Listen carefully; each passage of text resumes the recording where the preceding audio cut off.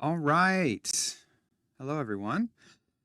Welcome back to Deep Dive here at Central Oregon Recording. My name is Scott. I am co-owner engineer here at Central Oregon Recording, and every Monday morning from 10 to 11 a.m., we go live here at the studio to take a deeper dive into different topics and subjects about mixing, recording, audio gear, etc. So if you haven't already, please hit the subscribe button and make sure to ring that notification bell. You will be notified every time we go live Monday morning. And with that spiel out of the way, let's start diving in. I hope everyone's having a wonderful day, morning, evening, whatever time you happen to be catching this live stream. We have been doing basically going through processes of mixing, etc., from gain staging to different styles of like panning, effects, bussing, etc., all kinds of fun stuff. And today we're going to talk about versus mixing.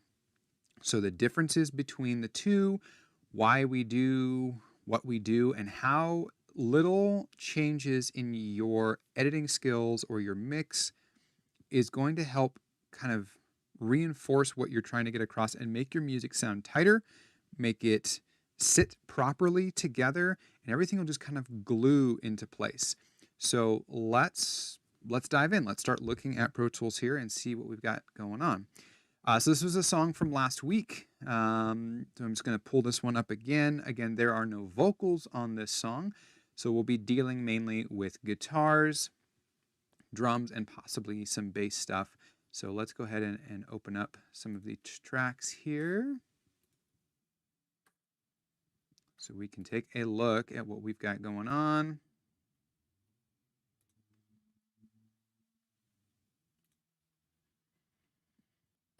And there. Okay.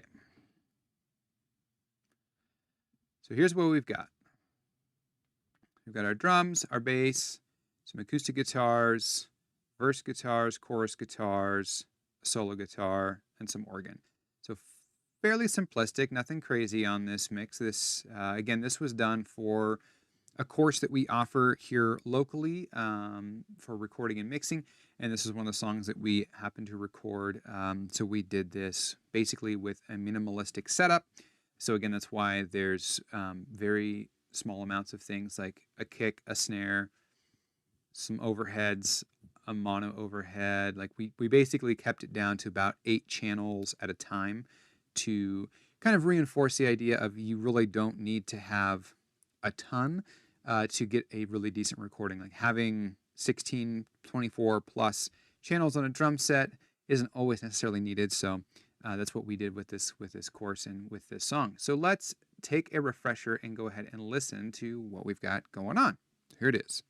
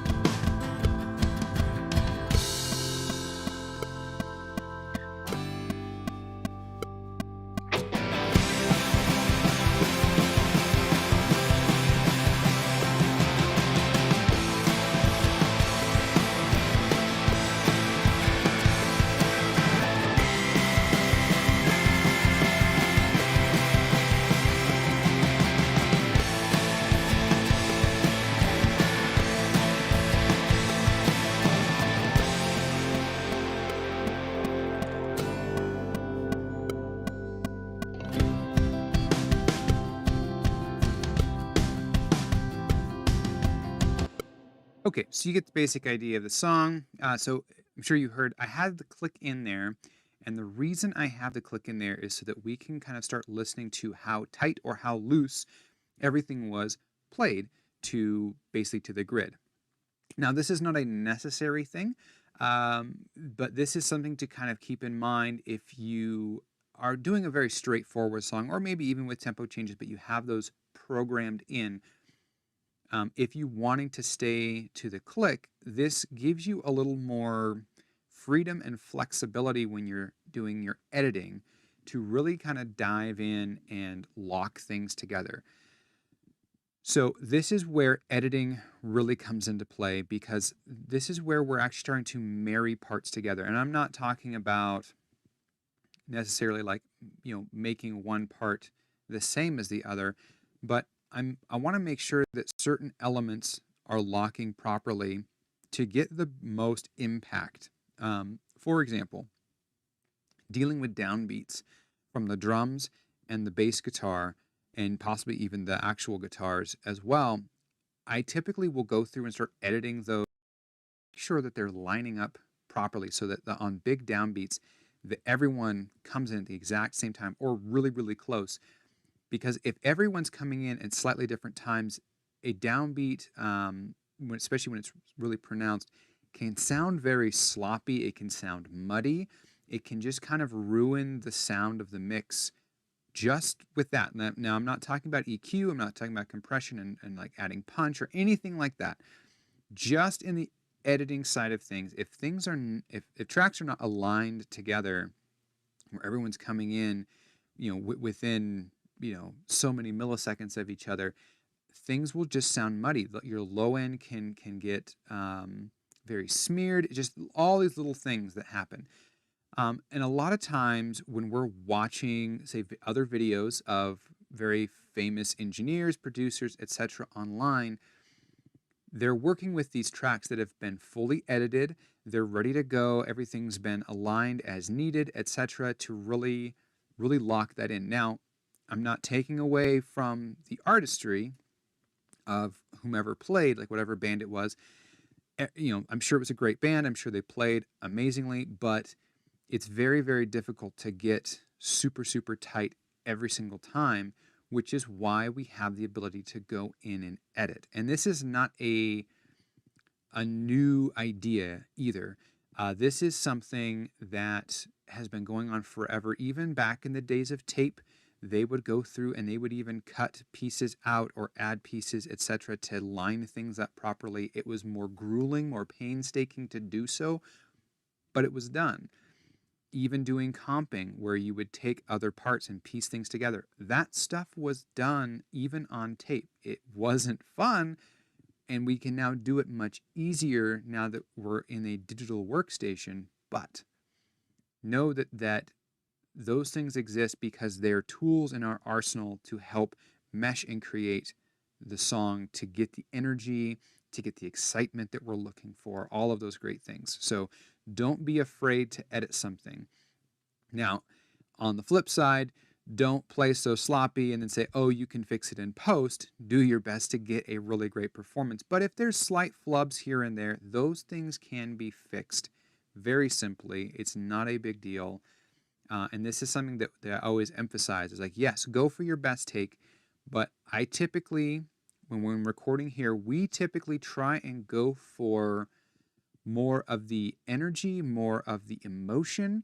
And if something's a little, it really doesn't matter, because we can go in and we can fix it, or we can kind of replace a little part, whatever needs to happen to make the song what it is. So let's start looking at this a little deeper and see what we have going on here. Let's kind of dive in here. I want to start actually with the acoustics, because the acoustics are basically what's driving the song here.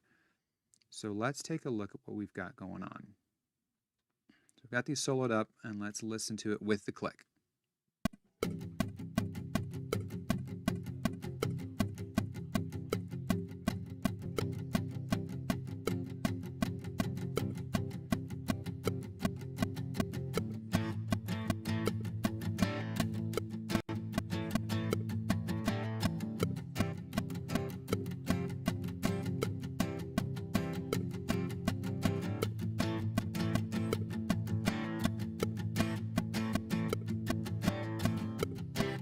Okay, so you can hear there's a little waver back and forth on there, which is fine, not a big deal.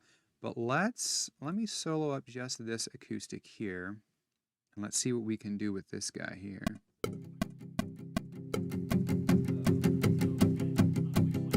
And funny enough, you can actually hear them talking in the background. Now it's funny because in the mix you never hear it in the track, but here when we really kick it up, you can actually start to hear. Again, this was a tracking session with students, and the students were there, and so there was conversation going on about how we were setting things. So it's just kind of funny that that's in there.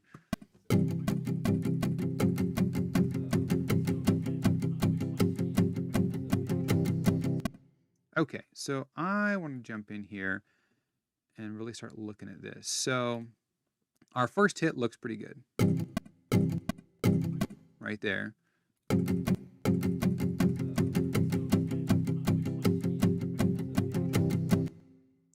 What I'm going to do, I'm going to come into here. I'm going to go about right there. So in order to do this, now of course different DAWs, different keystrokes, but in Pro Tools, if you have this little button clicked here, so this one up here, tab to transients, this allows you to use your tab button to transition to the next transient or the next peak in whatever track that you're looking at. So I can literally just hit tab and it moves me along via each transient. So again, I'm going to come back here and actually let's do like 4 measures. So we'll come to about here. So there's a whole little section right there, and let's get the beginning here. Oops. And we'll just get rid of that for now. So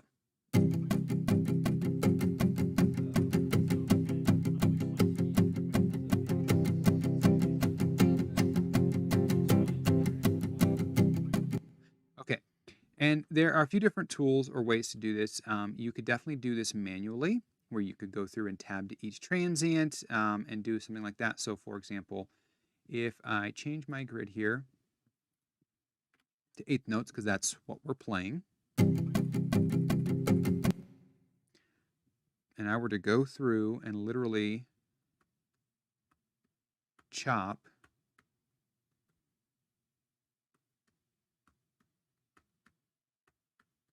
just going through, I'm just chopping. You can see I'm just tabbing and then Command E, tab, Command E, and I'm just chopping this up into pieces. So now like this, if this is what I want to do by hand, now this is a little painstaking, but you get the idea. I could then take this and basically snap this to the grid with each one. Just basically, I'm just kind of wiggling my mouse back and forth. You can see where they're jumping to. So like that, some of these are a little early, that one. So you can really kind of see what's going on here. So again, I'm just kind of going through and lining. A lot of these are pretty good.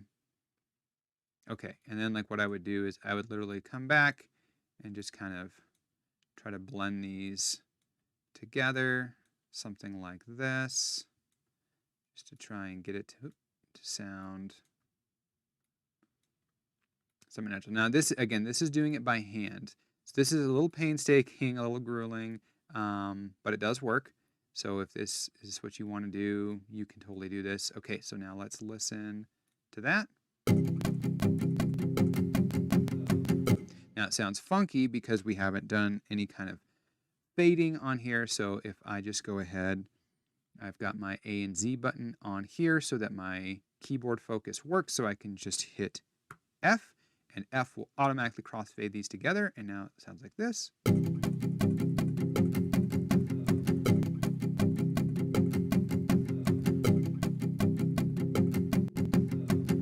So again, it's edited now to a grid. Now, again, for certain songs or certain styles, this is not what you would want to do. This is kind of like a pop rock song.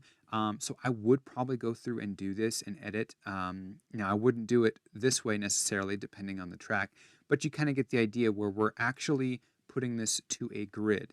And there's a few different ways to do this, but this really locks in that rhythm, especially because this is kind of like the driving force behind the song. Yes, there are drums, there's other guitars going, organ, bass vocals, etc., all this kind of fun stuff, but this is kind of like almost like the shaker in the background where it's just like checka checka checka checka checka checka checka, just going in the background, just keeping that like locomotive kind of movement going. And so we want to make sure that it's kind of locked in and really kind of pushing the song, because this is kind of the drive. It's that dunkin dunkin dunkin dunkin dunkin dunkin, kind of keeps you moving and makes you kind of want to tap your foot. So I want to make sure that it's locked. Like if it's super sloppy, it's just going to sound lazy. It's not going to lock. The energy is going to be off a little bit. So this is where I'd really want to kind of come in and start editing. So another way to do this, so if I just, we'll just go back, I'm just going to Command Z a bunch and literally put these all back into place like so. Okay. Now what I'm going to do instead, I'm just going to grab this and Command 8. You can also find this, I believe, up here in Event, and it is Event Operations, I believe. No, see, where is that? Right there. Down here in Event, Beat Detective, right there. So Command 8. This is a great tool that allows us to find the tempo and match the beats. It says Beat Detective. It's what it's going to do. So in order to use this, we can do something really cool. So we're going to change this. We're going to capture our selection here. So you can see it says start beat, so 3-1, and then end beat 5-1. So we're literally going 2 bars, so 3-1 to 5-1. That's what I have selected. And it contains eighth notes because, again, the guitar is playing eighth notes, 1 and 2 and 3 and 4, and 1 and 2 and 3 and 4. That's how we would subdivide that. So we've captured it. We're going to analyze it. And then we're going to adjust our sensitivity here. And you can see these purple bars start to show up where our beats are. And that's what we want. We want them to show up so that we know they're all there. So you can see 1, 2, 3, 4, 5, 6, 7, 8. So there's a full thing. So okay, so we see that it's working like it's supposed to.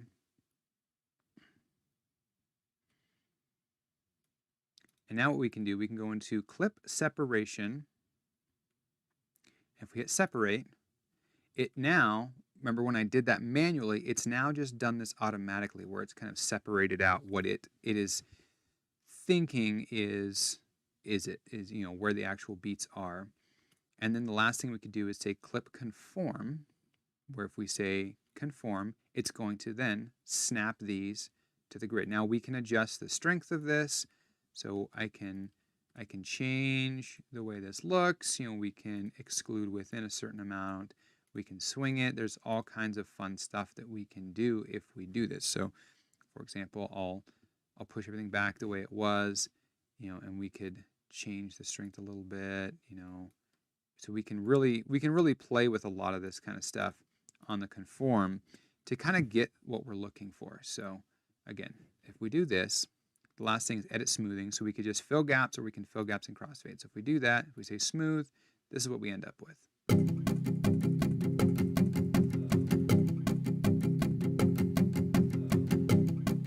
going to go back to what it was.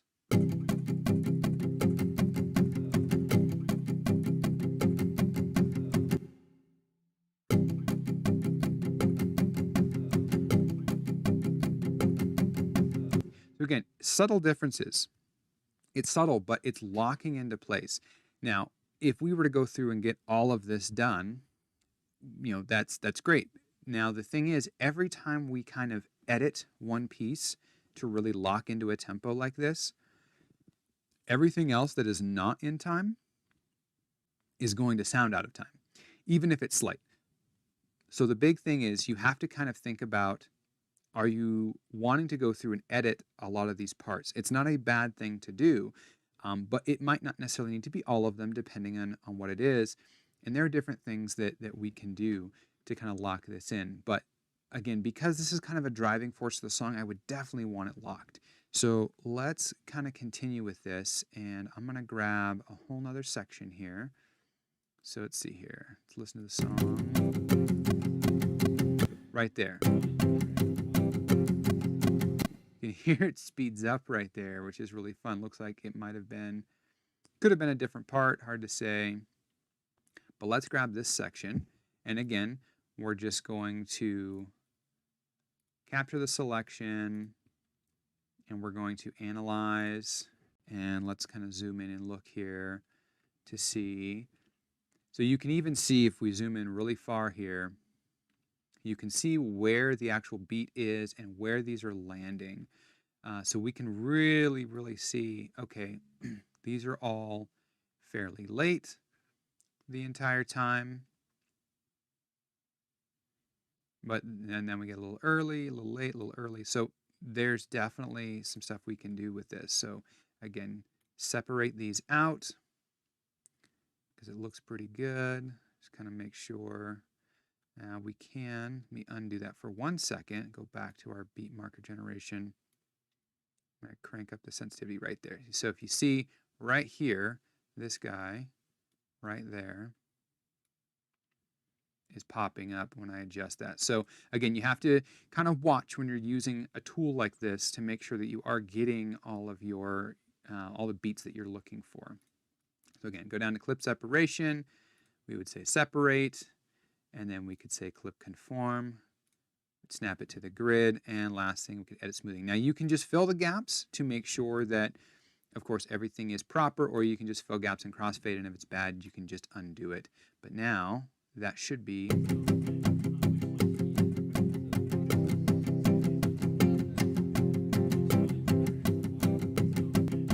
so it's nice and in time. We grab all of it.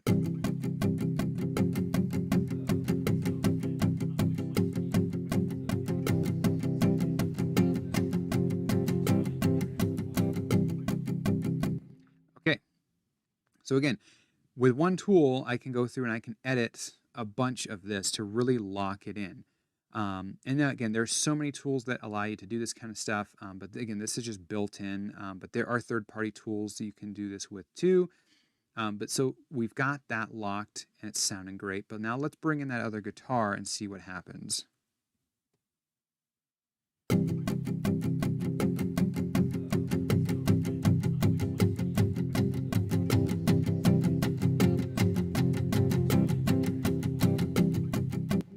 Okay, again, not terrible, but we could probably do some fun stuff with this. So I'm going to jump down to this guy, and let's do the same thing. Let's do Command 8. Again, we need to analyze. And you can see doing pretty good, doing pretty good. All right, we're missing some stuff there, missing some stuff there. So we do need to adjust our sensitivity up a little bit.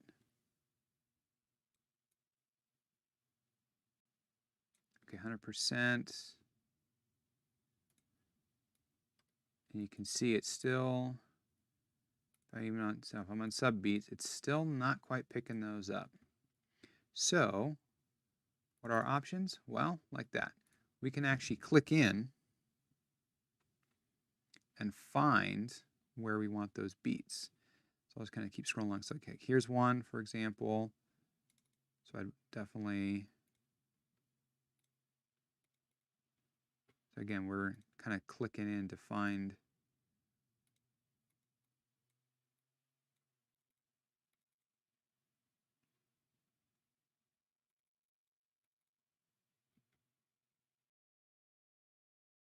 some of these to get them to line up properly.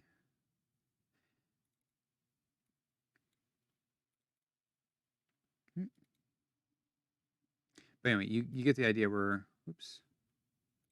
need to make sure this is captured. Oops, forgot the whole thing. Didn't want that. Let's try that again. Just making sure I get the right capture there. Okay. But yeah, so there definitely are some spots that you can see like these are doubled. So we would definitely probably wouldn't want them that much. There it goes.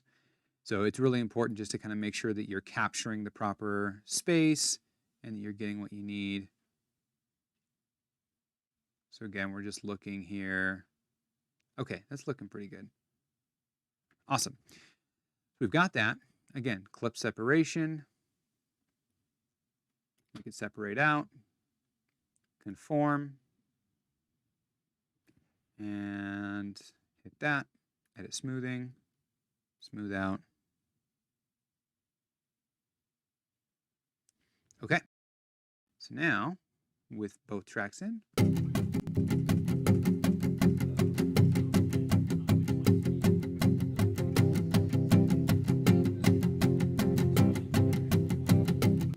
so again, those are locked.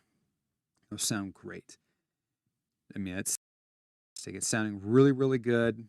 So I could go through and do that through the entire song and really start to lock those in. Now let's look at the drums. I'm going to bring the drums in.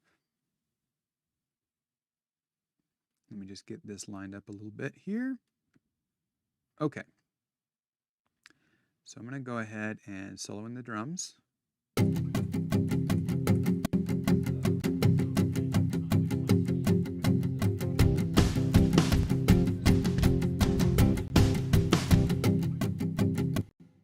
Let's do like maybe just that part. Just kind of make sure I get the right spots here. So yeah.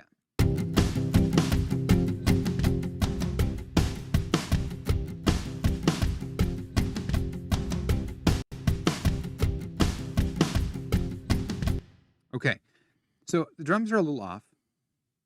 So we could definitely, again, go in, we could clean these up a little bit. So if I just grab our drums here and enlarge these a little bit so we can really take a look at what's going on.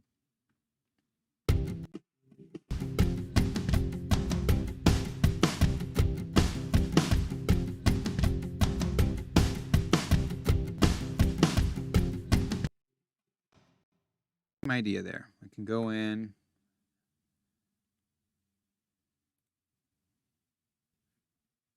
Open up our beat detective here.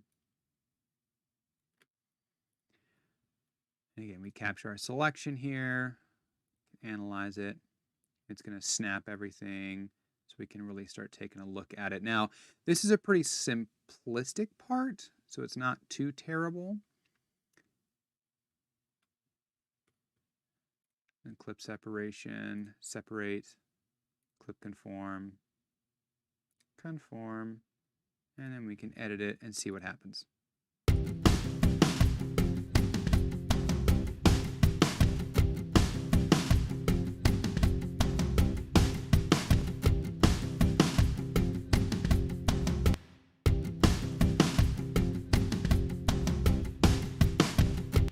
Again, locking it into place.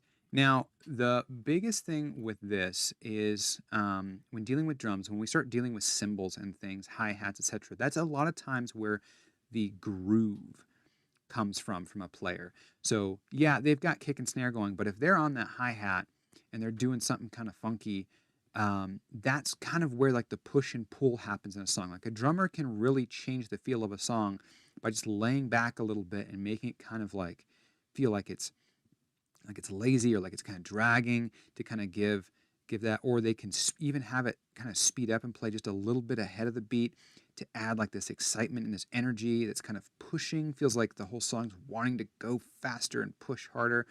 So when doing this kind of editing, sometimes you don't want to, like what I just did there, select everything and edit it. Now, again, with this, there's no cymbals going on. We're just dealing with kick, snare, and toms for the whole verse. So if I grab the whole verse, it wouldn't be super terrible. But again, getting into cymbals, what I would most likely do is a little bit different style of editing on there, where I would come in and let's say I'd have to undo my groups here, but I would select, say, like my drum, my kick, possibly maybe my snares, etc. Just like those instruments, I would generate or analyze via that. But then I would select my overheads and the rest of it down here when I actually went in to go do my separation. And the reason is I want to kind of keep some of the groove or the feel that's going on with everything else. So I don't want to get too crazy. Now again, this is a very straightforward song where it's this, and this was recorded to a click, which helps quite a bit. But what if we're dealing with something that isn't like that? So let me jump back a little bit here and we'll take a look. So let's say we were on, jump in, let's say we were on a song and the song itself, I'll grab about, yeah, we'll say,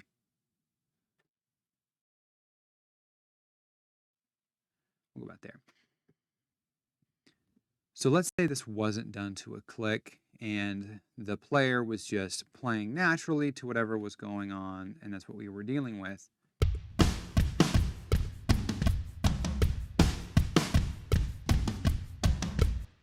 There are other ways to go in and start editing this to where we make the drums be our metronome. So again, this is recorded to a click. However, if we didn't have the click and the drummer, let's say, or the band or whatever was speeding up, slowing down, etc., because they're not used to playing to a click, or they didn't want to record to a click, which is totally fine, we can go in and we can actually use the drummer as our metronome. So there's a really cool technique that I do. A lot of musicians don't typically play to a click track. It's just not something that's done unless maybe you are classically trained in some form where you're used to playing to a click. Now, again, some do, which is great. But this, it's definitely something you should try and do and practice at. But we've definitely had it's not something that they've ever done or they do. So we usually advise against doing it in the studio if you don't do it on a regular basis. Because if you're not used to using a click track, it can be very difficult to try and just jump in and think, oh, I've got great rhythm, but I've never recorded with a click track. I can just do this. Most likely not. So you have to be very, very careful.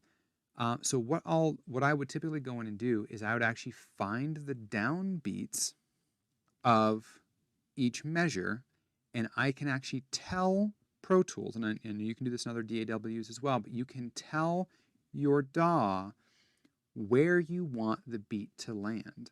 So let's take a look. So first beat is that kick right there.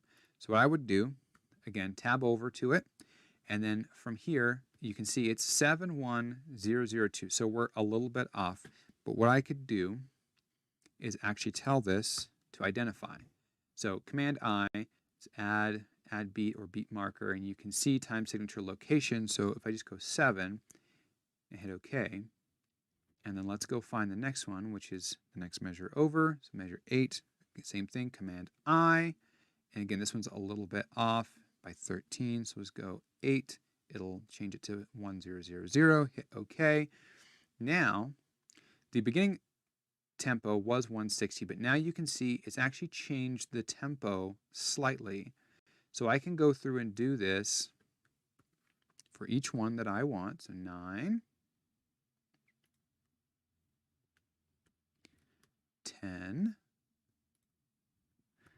11, and basically just go through the entire song and just do this over and over, just basically getting every beat down properly. And I'll just do a few here so we can get an idea. Okay. So now you can see 159.45, 160.5, 159.3, 161.4, 159.0. So you can see that the tempos are fluctuating here if you look at our tempo markings. In fact, if I open this up, it's very slight, but you can see that there are slight changes here in the tempo, that it is moving slightly. So this, what I'm basically doing is I'm creating my own tempo map of the song based on what the drummer played. So if you're ever recording and you don't want to use a click track, or the group you're working with doesn't want to use one, but you still want to have editing capability to go in and start locking pieces together, you can do that by using this technique where you're actually marking where the downbeat of each measure is. So where beat 1 is of each measure based on what the drummer played. Then anything that you overdub, anything that you're editing, you can edit it to a tempo map that you created from the drummer. So the drummer is the metronome, everything locks to the drummer. So the biggest thing, of course, is making sure that the drummer the drummer's performance is exactly what you're looking for. So if you need to move a few things around, you can do that, of course.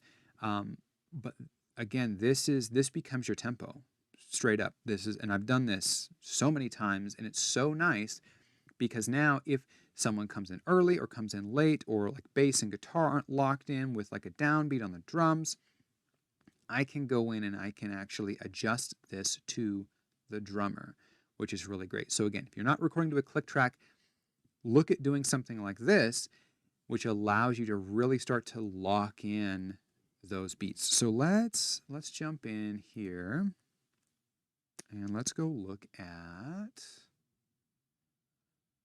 a chorus part. So here is where our chorus comes in.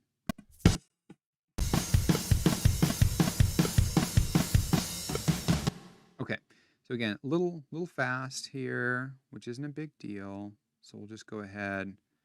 I'll just grab about this much of it. And again, this one, we will go ahead and capture this. So again, so what I did is I basically grabbed the snare. I'm going to go to my clip separation, except now I'm going to grab, oops, let's try that again. Make sure I get my selection right here. Okay.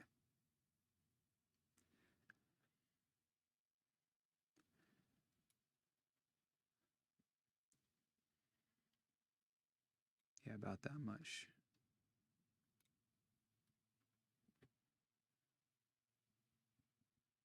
So I can basically start grabbing everything. So this one doesn't show up on the screen, but this is shift and your colon, semicolon. So it allows you to move your selection down while keeping the same selection. So this, again, using shortcuts in your DAW is very, very helpful. So you can actually do things that you need to do. So you can see I captured the groove of the snare, but I'm using everything else to do what I want to do. So now I can separate, and then I can conform. Oh, is it capturing properly? Let's see here.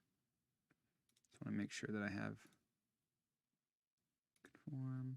See what happens. Oh, a little off. Let me go back to my. So that's what happens when you select the wrong amount of stuff. Make sure I get the right one. Capture selection. Capture. I'm just going to make sure I have everything I need.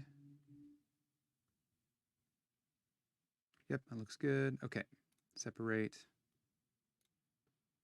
conform. See, it's kicking it over, which is really interesting.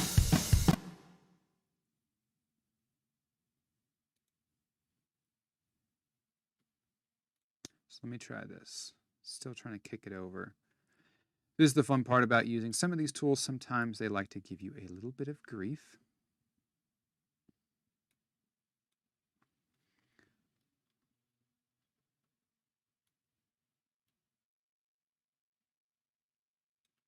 Because I'm really after like this part right here.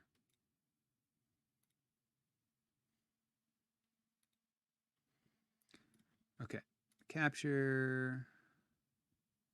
Make sure we are on eighth notes. Analyze. Let's see here. 1 and 2 and 3. I'm just trying to get this to line up properly. Let's try about right there.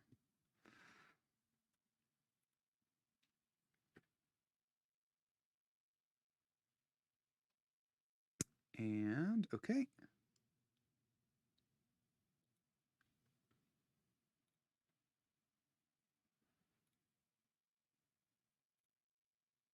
Interesting that it's still trying to do that. Just grab this amount. There it goes.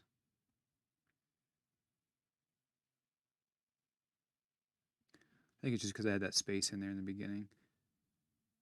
Oh, shaker comes in a little early.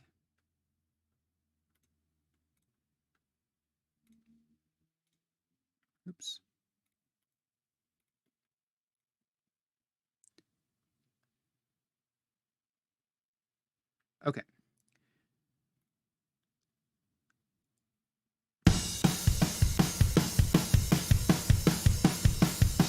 Again, sounds funny because we haven't edited it out, but if I hit fill and smooth,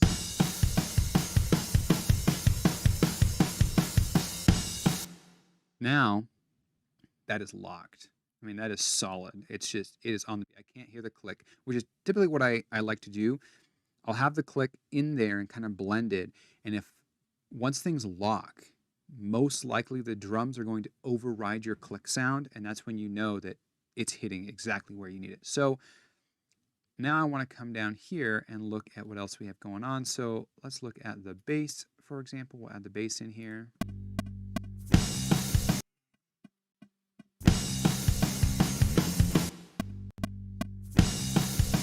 So now let's look at what's going on there. We'll make this large. We can kind of see here.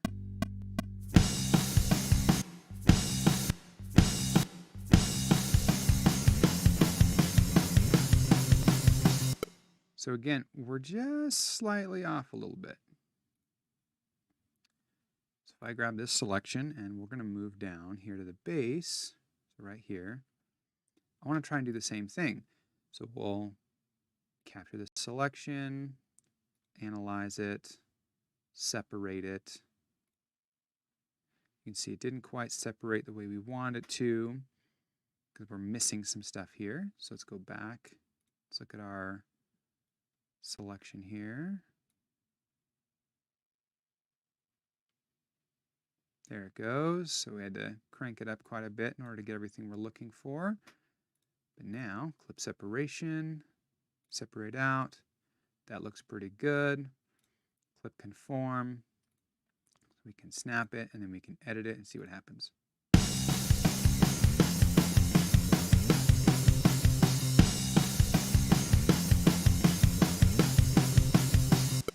Now, the nice thing is, if you do your drums first, so I guess I should probably show you that so you guys can see what I was doing there.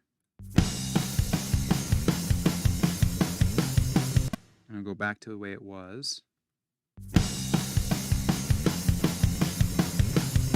Just sounds like there's a lot of flams going on. So again, if we do it.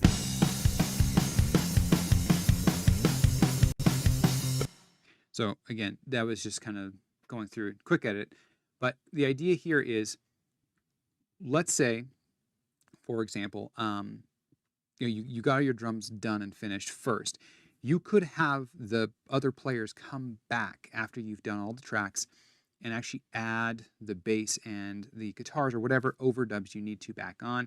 Or if the whole band tracked together and you're like, okay, like everyone's tracked and I need to move on because they don't want to come back or they don't have time to come back, you can then go in and start doing this kind of editing. And again, this is just tightening things up so that it sounds really, really tight and really, really nice.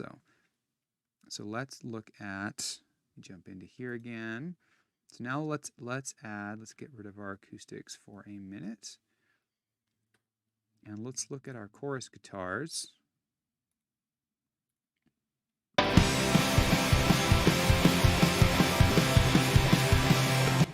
Now, something you'll notice about these guitars, they're distorted, and you really can't see the transients at all. So you can't actually see someone strumming, which makes it very difficult. So if there's nobody there sitting there like checka, checka, checka, checka, strumming on the guitar, we can't see this with all that kind of distortion because we're compressing, we're saturating, it's just making a nice big fat blob of sound.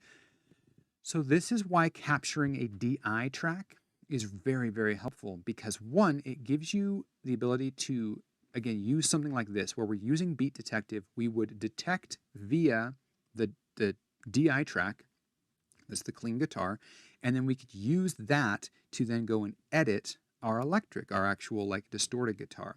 Or the other option, of course, if you edit the DI, you can then reamp. So you can send that DI out of your DAW into an amplifier, find the tone you're looking for, and re-record the guitar with the edited DI track. And this gets done so much in music, especially heavier music where we have really, really heavy rock guitars that are locked together. This is what we're doing to really make sure things are locked properly, sounding the way they need to sound. So this is where editing really, really comes into play.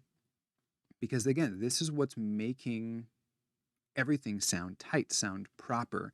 And this is, it's boring, don't get me wrong. It's not the most fun thing to do in the world, but it will immensely change the way your songs will sound. Your songs will lock together, the energy, the punch, everything will be there and sound so good and so tight.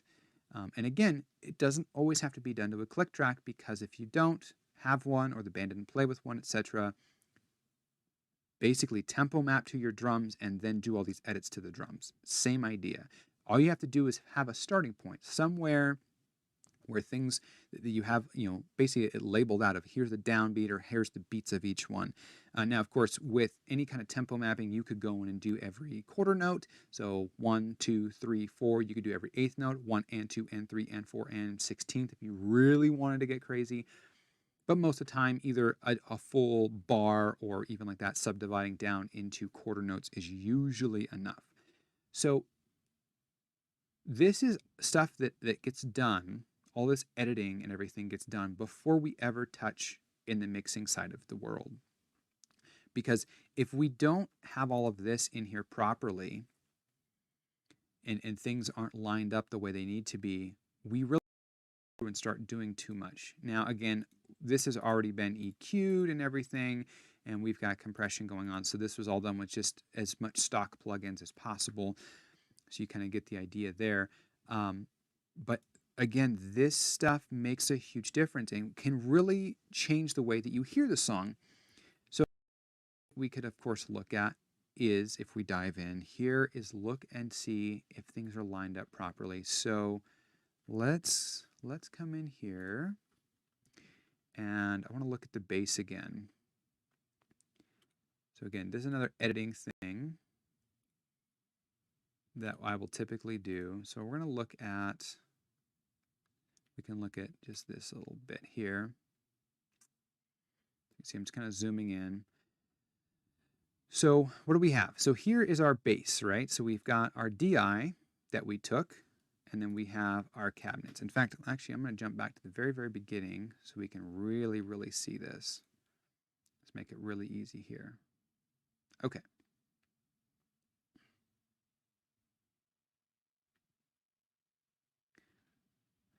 Now, if we look at this, so again, the DI is up here on the top. So we've got, this is our DI, and then here are our cabinet mics.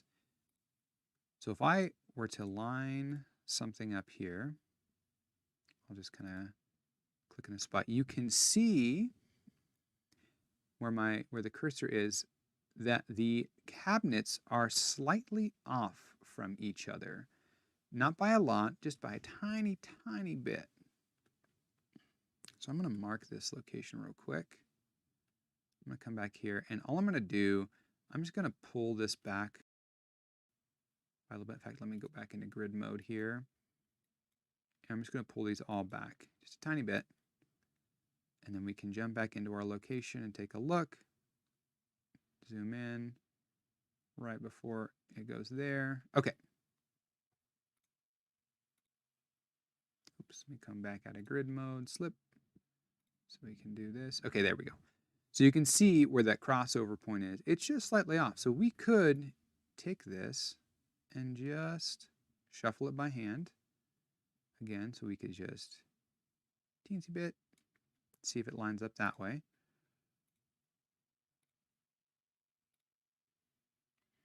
Again, could use a little more. There's also the ability you can use your nudges as well. Now, you have to set up your nudges on how you want them, but you can see, like, if I nudge, this is nudging quite a bit, so I wouldn't use this kind of a nudge to do things. But again, you could go in and you could change your settings on this, on your nudges. And nudge is basically just how much it's moving back and forth. But again, you could go in and just slightly move things by hand if you want to make sure that things are lined up and looking the way you need them to look, which is pretty good. Now you can see the DI is definitely different looking. And again, I believe I actually already aligned this the best that I could. And you can kind of see that, making sure the waveforms are somewhat similar here. But if this was, for example, usually what happens, I'll go in real quick. We'll do this.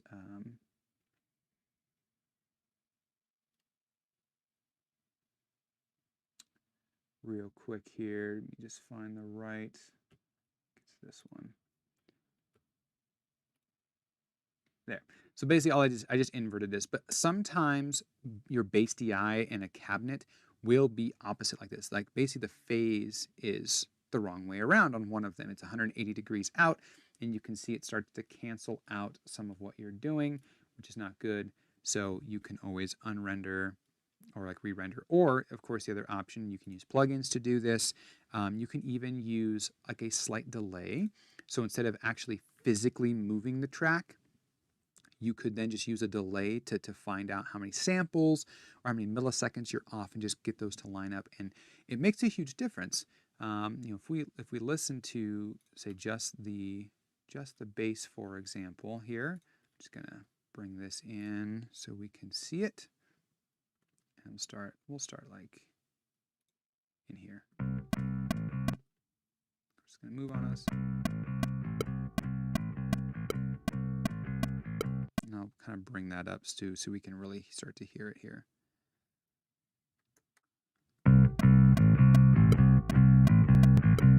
So again, we're just using the DI versus the cabinet. Now, if I jump in here real quick, and we'll just grab this, and I'm just going to, see, it's flipped right here.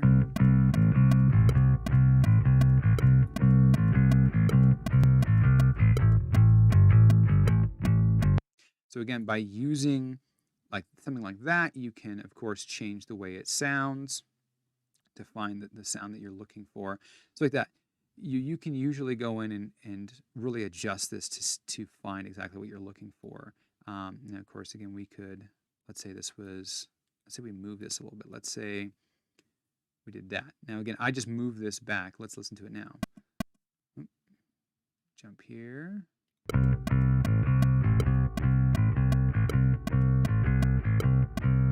Phase out. So hopefully you're listening on headphones or speakers and you can hear this.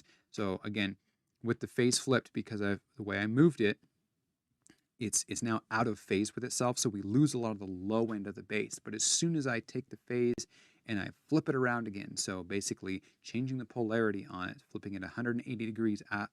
So I'm taking everything that's going down and making it go up, and everything going up, making it go down. On the waveform, we're bringing it back. So listen to this. So out of phase, in phase. All that low end comes back. And again, all I really did was just kind of shuffle that around. And this is very, very important, especially when you're tracking with two microphones or two sources on one element. So example, an acoustic guitar, and you've got two microphones. This is what we talk about when we talk about phase.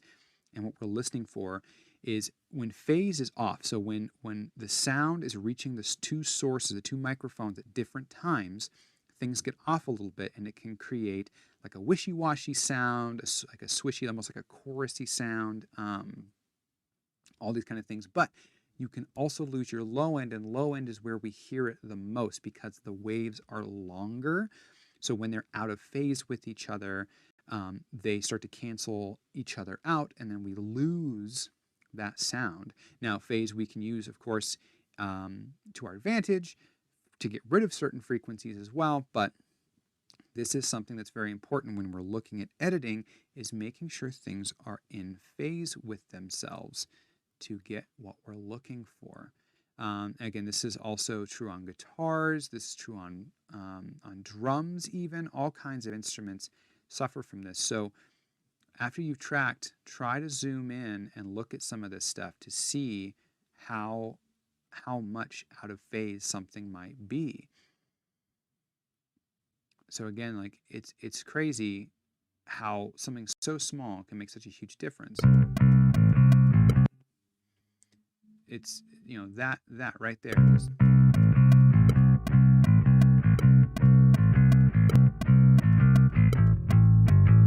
because then again, if we listen to, for example, we look at the other two, the cabinets, and I bring just the cabinets in for a minute.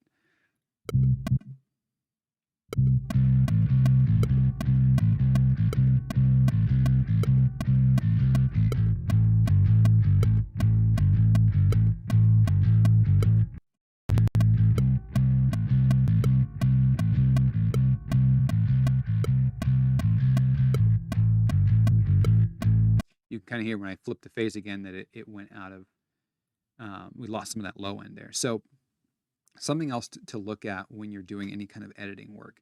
Again, mixing, we can solve a lot of issues with mixing. We can EQ things, we can add energy with compression, we can add spaces, we can create effects, we can create all kinds of fun stuff. However, it's a big thing before we ever touch on the mixing side, before we start messing with EQs and things to try and clean things up, is look at your tracks, get things edited and locked together. Because if things are locked, you won't have to do as much. You might find that what you actually recorded quite well, and you actually captured the tones you were looking for. So don't be afraid to go in and start editing and cleaning things up and making things look and sound the way they need to sound.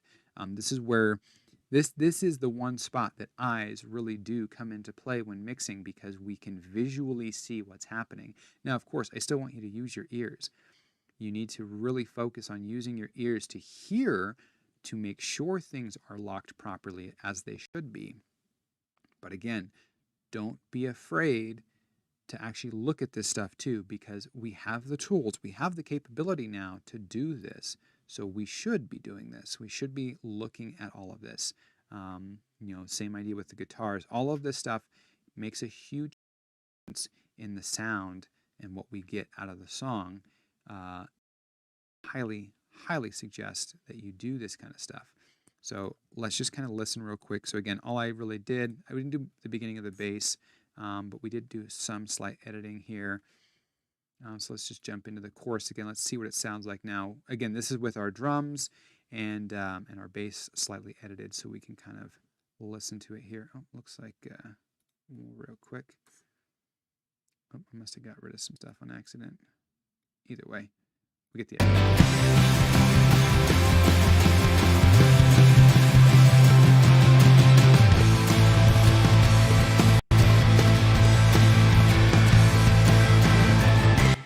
Again, you can hear when it's in, you can hear when it's out.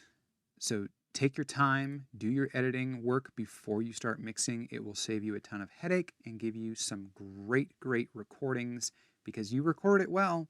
You just need to make a few slight adjustments. And never look at editing in a bad way. I know a lot of people, we even have clients that come in and it's like, oh, well, I guess I'm not good enough because you had to edit something. The fact is that we're human and that we all make slight mistakes every time, and that no one can nail something absolutely perfectly throughout the whole song. But if we're given enough time, we can definitely nail pieces of the song every single time. So never look at editing as a crutch. Never look at it as something that is looked down upon or frowned upon, because it is something that we all do to all of our music. Because if we're looking for that kind of tightness, that kind of energy, that reproduction of the sound, that's what needs to be done, because it's for the best for the song. We are doing what we do to not only capture the energy and preserve that, but to in that performance, but to reenact and reinterpret that back to people and provide them with an experience, and whatever benefits the song the most is what needs to be done, not what benefits our egos the most. So have fun editing, really get into it, start diving in, really chopping things up and making things lock together. I guarantee you your mixes will start to sound more energetic. You'll have more punch. Things will start to fit together in pieces like a puzzle, like they're supposed to. And then after that, of course, you can start diving into actually mixing songs, or you start messing with EQ and compression and all that kind of fun stuff. The editing mixes to a whole nother level. So enjoy. Again, if you haven't already and you subscribe, and if you like this video, make sure to like it, hit the notification bell. You'll be notified every time that we go live. We're going to be continuing this series every Monday morning. I hope you got something out of this. I hope you get better mixes out of watching these. If you ever have any questions or comments, please feel free to leave them down below.